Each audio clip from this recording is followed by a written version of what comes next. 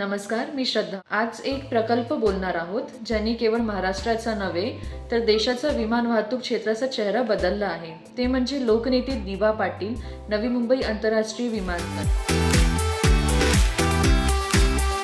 अनेक दशकांची प्रतीक्षा, राजकीय प्रसंगाचा आणि हजारो प्रकल्प प्रसंगाचा संघर्ष या सगळ्यांचा आज हे विमानतळ आकाशात झोपवण्याचा यासाठी सज्जा झालंय असून त्याचे विमानतळाची उडाणही सुरू झालेली आहे. विमानतळाचा इतिहास आणि संघर्षाची सुरुवात. नवी मुंबई इंटरनेशनल एयरपोर्ट एक ऐसा प्रोजेक्ट है जिसमें विकसित भारत की झलक है. या विमानतळाची कथा 1997 मध्ये सुरू झाली आहे. मुंबईचा छत्रपती शिवाजी महाराज आंतरराष्ट्रीय विमानतळावर विमानाची गर्दी वाढू लागली आहे. त्यासाठी मुंबईला दुसऱ्या विमानतळाची गरज भासू लागली आहे. आज पूरा देश विकसित भारत के संकल्प की सिद्धि में जुटा है. सिडकोने नवी मुंबईतील उरण पनवेल पट्ट्यात या प्रकल्पाची आखणी केली आहे. जहां लोक हित सर्वोपरि हो. अगर आप बीते 11 वर्षों की यात्रा पर नजर डालें तो भारत के कोने कोने में इसी भावना से तेज गति से काम हो रहा है. अत्याधुनिक टर्मिनल, कमळाच्या आकाराची वास्तू आणि अटल सेतू MTHL अशा सारख्या मार्गामुळे दक्षिण मुंबईतून अवघ्या काही मिनिटात येथे पोहोचवता येते.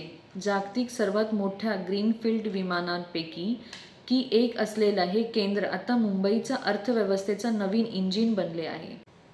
1160 हेक्टर जमीन संपादित करणे सोपे नव्हते. स्थानिकांना विरोध, पर्यावरणाचे दाखले आणि राजकीय इच्छाशक्तीचा अभाव यामुळे हा प्रकल्प तब्बल 2 दशके कागदावर राहिला. अखेर 2018 मध्ये या कामाला खऱ्या अर्थाने सुरुवात केली. राजकारण आणि दिबा पाटील नामांतरण लढा या प्रकल्पाचा इतिहासाचा जेवढे महत्त्व बांधकामाला आहे तेवढेच महत्त्व नामकरणालाही आहे. सुरुवातीला महाविकास आघाडी सरकारने या विमानतळाचा शिवसेनेचा प्रमुख बाळासाहेब ठाकरे यांच्या नावाने देण्याचा निर्णय घेतला होता. मात्र नवी मुंबई आणि कोकणातील आगरी कोळी बांधवांना प्रकल्पग्रस्त मागणी वेगळीच होती.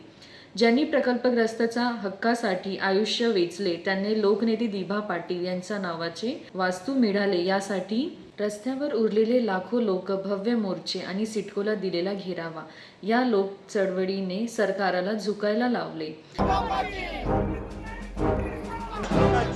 जमीन आपल्या बापाची.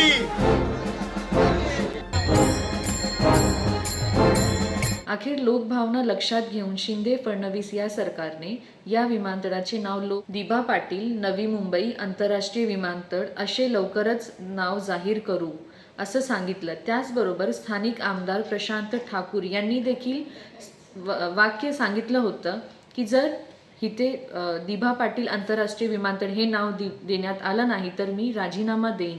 पण अद्यापही नामांतर झालं नाही. त्यामुळे स्थानिकात प्रचंड नाराजगी दिसू येते. सध्याची स्थिती आणि प्रगती आज परिस्थिती बदललेली आहे. हे विमानतळ एक इमारत राहिलेलं नाही आहे. येथे धावपट्ट्या, रनवे, अजून उडान योजनेअंतर्गत देशांतर्गत आणि आंतरराष्ट्रीय उडानाची वेग घेतला आहे.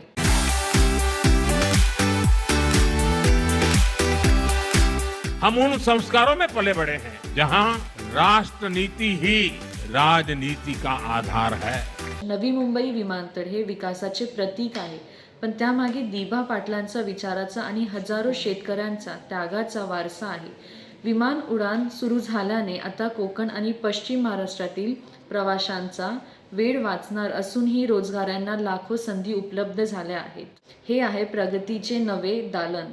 हमारे लिए इंफ्रास्ट्रक्चर पर लगने वाला एक एक पैसा देशवासियों की सुविधा और सामर्थ्य को बढ़ाने का माध्यम है.